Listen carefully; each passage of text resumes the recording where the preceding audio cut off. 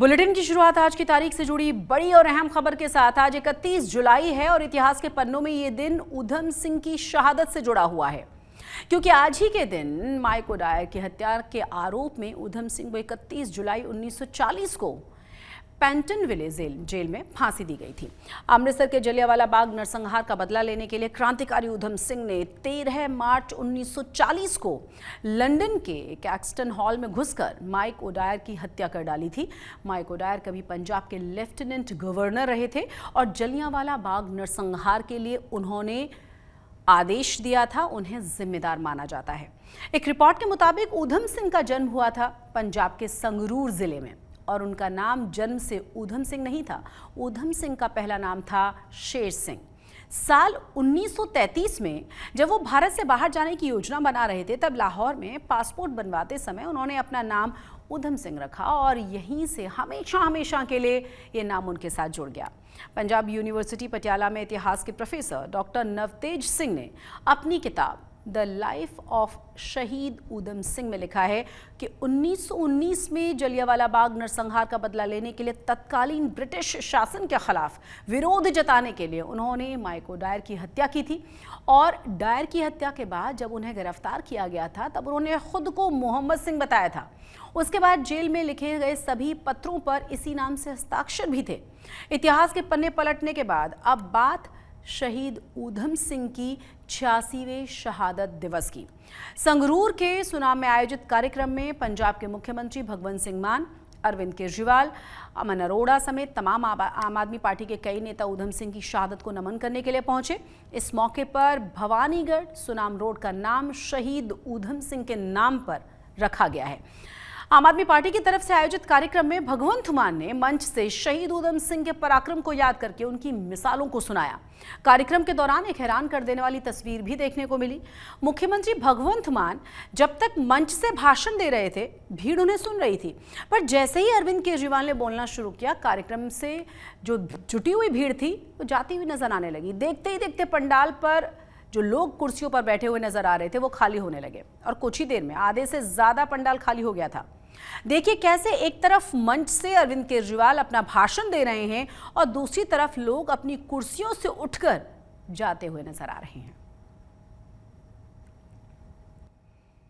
22 जुलाई को आज तक पंजाब के इस बुलेटिन में हमने आपको फरीदकोट जिले के एसबीआई बैंक में हुए करोड़ों रुपए के घोटाले की खबर दिखाई थी, आपको याद होगा, और बताया भी था कि सैकड़ों लोगों के बैंक खातों में जमा हुआ पैसों को लेकर बैंक में ही काम करने वाला एक शख्स फरार हो गया। और अब इस मामले में फरीदकोट पुलिस ने घोटाले के मास्टरमाइंड को यूपी के मथुरा जिले से गिरफ्तार किया है, जिसके बाद पुलिस ने इस मामले में कई चौंकाने वाले खुलासे किए हैं।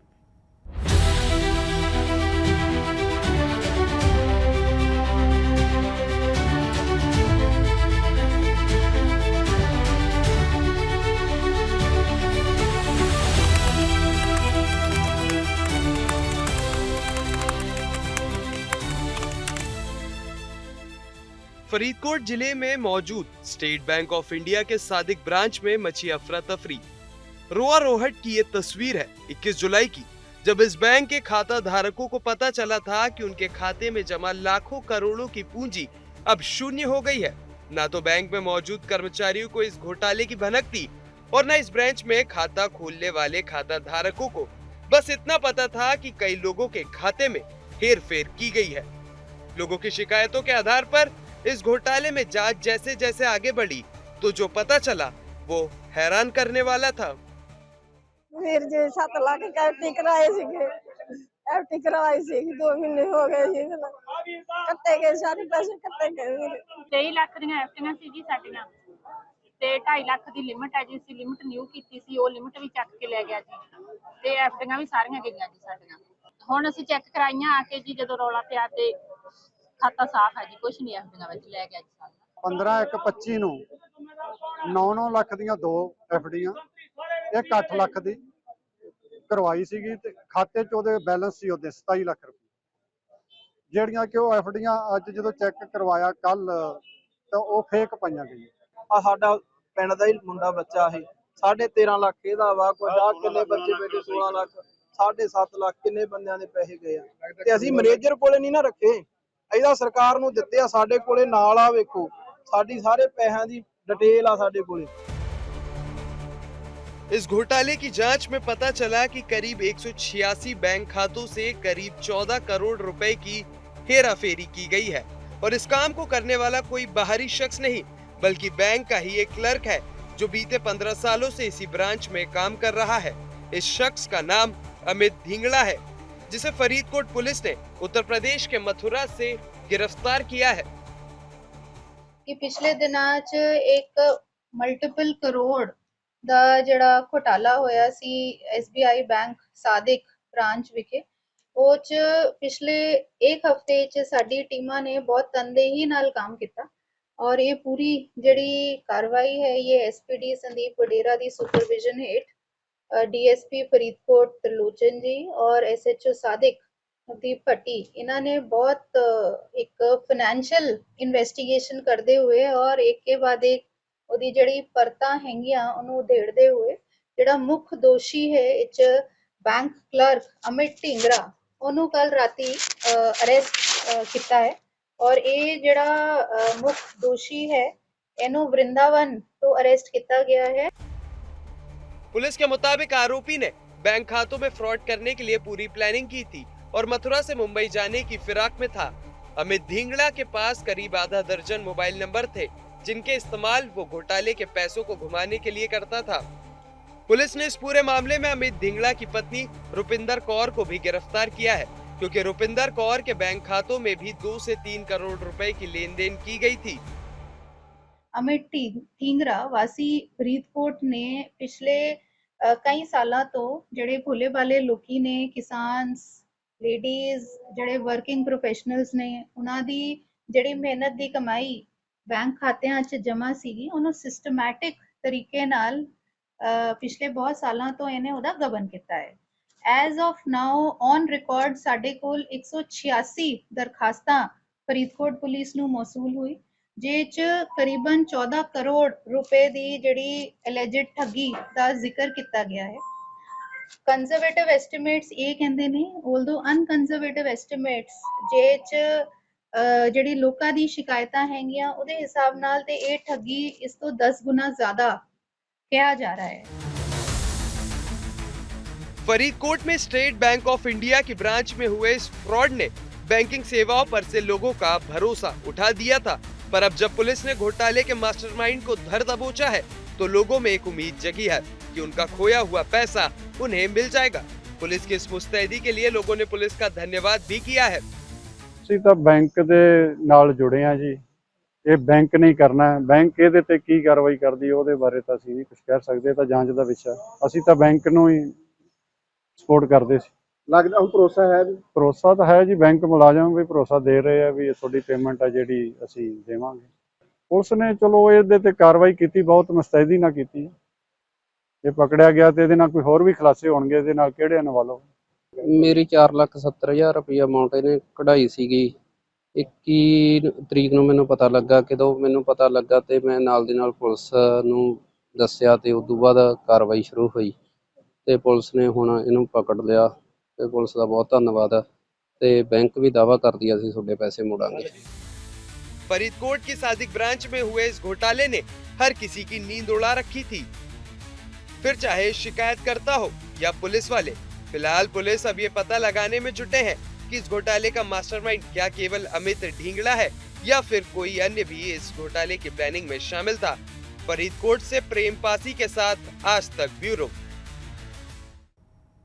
होने को टाला नहीं जा सकता, जो होता है वो होकर ही रहेगा। कुछ ऐसा ही हुआ है पठानकोट के शहीद कर्नल भानु प्रताप सिंह और गुरुदासपुर के शहीद नायक दलजीत सिंह के साथ। लद्दाख में पोस्टिंग के दौरान जब ये दोनों ही जाबाज बुधवार को अपने 2 अन्य साथियों के साथ फायरिंग रेंज पर जा रहे थे, तभी अचानक से हुई लैंडस्लाइडिंग में एक बड़ा सा पत्थर इनकी गाड़ी पर आ गिरा और इस हादसे में इन दोनों ही वीर सैनिकों की जान चली गई। आज इनके पार्थिव शरीरों को घर ले जाया गया था, जहां इनका अंतिम संस्कार किया गया। ये तस्वीरें उन 2 जवानों की हैं जिनका हर कदम देश की सुरक्षा के लिए उठता है, जिन्होंने अपनी ज़िंदगी देश के लिए वक्फ कर दी थी और जब वक्त आया तो इन जवानों ने अपनी आखिरी सांसें भी भारत माँ के नाम कर दी। दरअसल लद्दाख की पहाड़ियों में जब धरती कांपी तब 2 माओं की गोद सूनी हो गई। लद्दाख में लेफ्टिनेंट कर्नल भानु प्रताप सिंह और नायक दलजीत सिंह अपने 2 अन्य साथियों के साथ फायरिंग रेंज जा रहे थे, तभी अचानक लैंडस्लाइड हो गई, जिसकी चपेट में आने से उनकी गाड़ी पूरी तरह क्षतिग्रस्त हो गई। इस हादसे में लेफ्टिनेंट कर्नल भानु प्रताप सिंह और नायक दलजीत सिंह शहीद हो गए। लेफ्टिनेंट कर्नल भानु प्रताप सिंह मनकोटिया जो पिछले 2-2.5 वर्षों से कश्मीर में तैनात थे और कल लद्दाख सेक्टर में एक दुर्मुख जगह है, वहाँ पे वो फायरिंग रेंज के लिए जा रहे थे और भारी लैंडस्लाइडिंग हुई उनकी गाड़ी पे और वो अपने एक साथी था, उनका ड्राइवर नायक दलजीत सिंह, उनके साथ वीरगति को प्राप्त हुई। परिवार पर दुखों का पहाड़ टूटा है।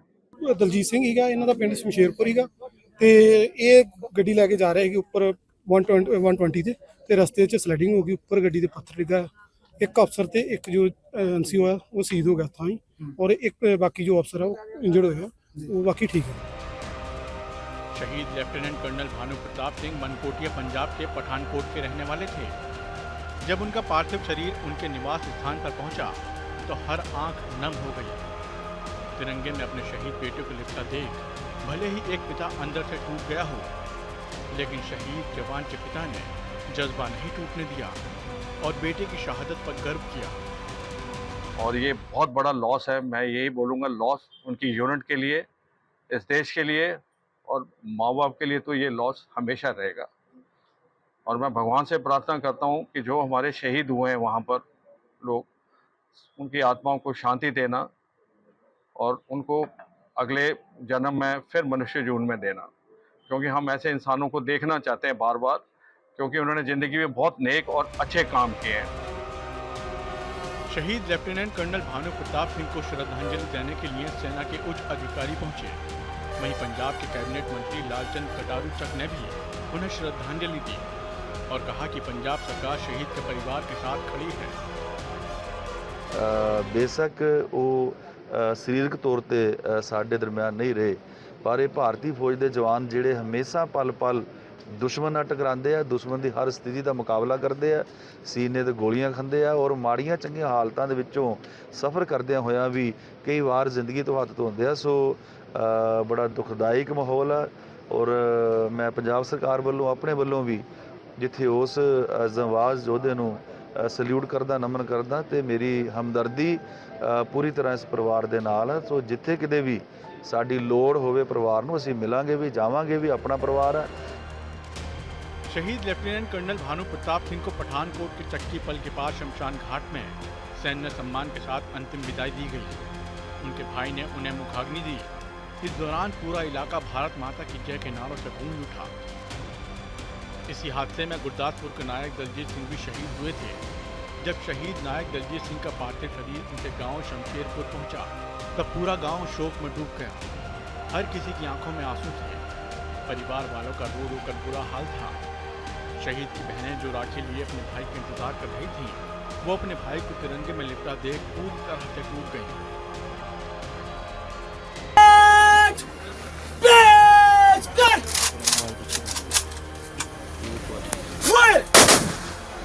गुरदासपुर में शहीद नायक दलजीत सिंह को सैन्य सम्मान के साथ अंतिम विदाई दी गई।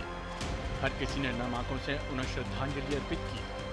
इस दौरान परिजनों ने पंजाब सरकार से शहीद के छोटे भाई को सरकारी नौकरी देने की मांग की। कोई गल नहीं, ये आप आगे बच्चों करके देवहारियां करके दिता ते अगे बच्चा छोटा बड़ा बच्चा कोई बेचारा करके उन्होंने नौकरी कितने दो बनो अरे गवर्नमेंट अगे मैं तो मिहनत करना भी करके भी जिथे भी है सकता मेरा, मैं तो हुण पता दिहाड़ी भी डंग गया। सरकार को मांगा कि मेरे दूजे बड़े बेटे नूं करके नौकरी दो, वो बेचारा दिहाड़ी डंगा हुण मैं वो सिर ते हुण अगे सिर ते उड्डिया फिरदा है।